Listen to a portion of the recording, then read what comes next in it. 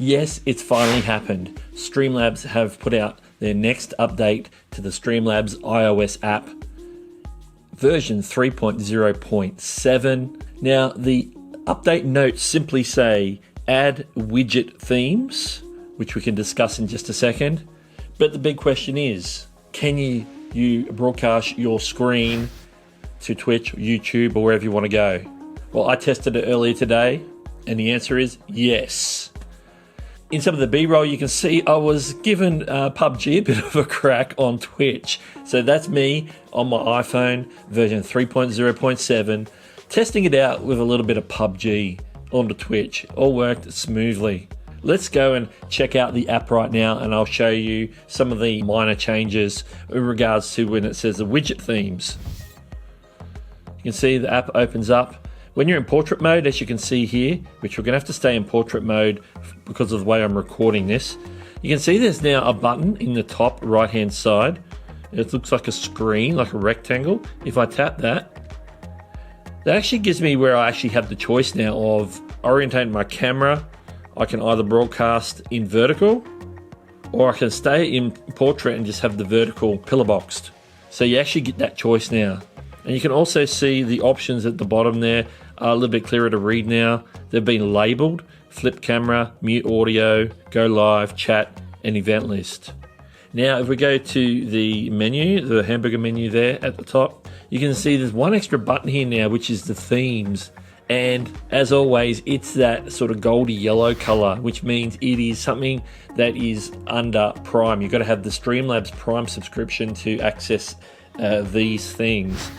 And as we press the button there, you can see it takes us to the Streamlabs library of presets, whereas the whole entire theme where you've got like a border, you've got a chat window, you've got some alert boxes and different things like that. And there's a selection there which you can select from if you are a Streamlabs Prime member. Now, the interesting thing with Streamlabs Prime, this is a whole other video which I did record once, which I never published on my channel. But yes, is Streamlabs Prime worth it for someone who's mobile only? Let me know in the comments below. But as you can see, there's quite a few presets. There's 2, 4, 6, 8, 10, 12, 14, 16, 18, 20. There's 20 themes to choose from. So if we back out of there now, so everything else is pretty much the same. There's no real big changes to this. Everything works like it did before, except for the screen capture actually works now. Now this is where you can go live. Remember, the first thing you got to do is go in here and set your platform from the selection that you have set up already. So I can go to my Twitch channel, or I can go to my YouTube. If I go into YouTube, I get to pick active, upcoming, or create event. If you're starting a new thing, create event's probably the best one. If you're scheduling, go with upcoming. Active event means you're jumping into something that's already streaming. So in most cases, you probably don't need that. You can schedule here.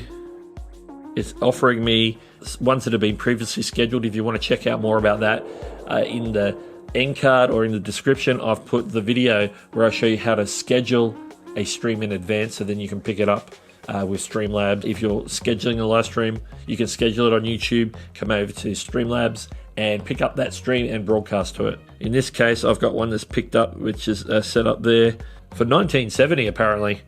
But anyway, we'll back out of that.